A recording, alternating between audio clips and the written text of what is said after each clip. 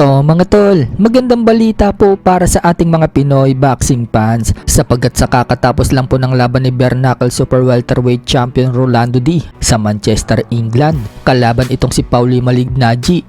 Tinalo po ni Rolando D si Malignaggi via knockout sa round 2. Hindi po kinaya ni Paulie Malignaggi mga tol ang lakas ng pambato natin. 2 beses po siyang pinabagsak ni Rolando D. At nagkatotoo po ang sinabi ni Rolando D na tatapusin niya umano itong si Paulie Malignaggi. Dahil dyan, nananatili pa rin pong kampiyon si Rolando D sa bare knuckle super welterweight. Umabante na po ang record niya sa 6 wins and 1 loss. Habang bumagsak naman po ang record ni Malignaggi sa bare knuckle sa 1 wins and 2 losses. Sa kabilang banda naman mga tol, former 3 Division World Champion General Casimero, 2 linggo na lang at 6 na araw.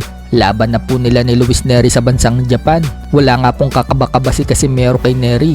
Sa training po kasi mga tol, pasayaw-sayaw lang si Casimero. Sa isa namang post ni Casimero, sinabi niya yung sandata daw niya, yung kanyang utak.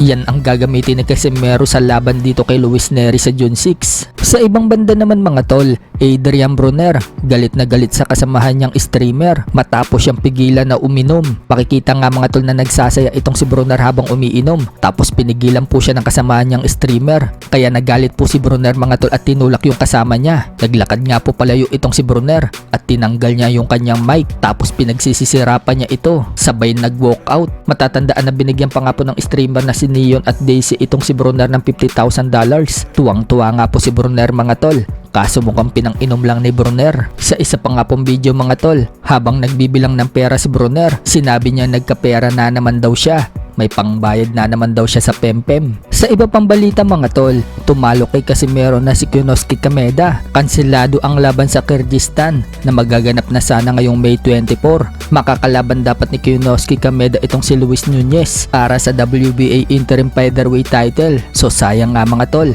dahil interim pa naman yung paglalabanan nila. At nagpahayag pa naman itong si Kameda na kapag nanalo daw siya sa laban na yan at makuha ang belt, isusunod daw niya itong si Rafael Espinosa, ang kampiyon sa WBO featherweight, para kapag tinalo daw niya si Espinosa, palagan na daw siya ni Naoya Inoue. Kaso mga tol, biglang naglaho yung inaasam-asam ni Kameda.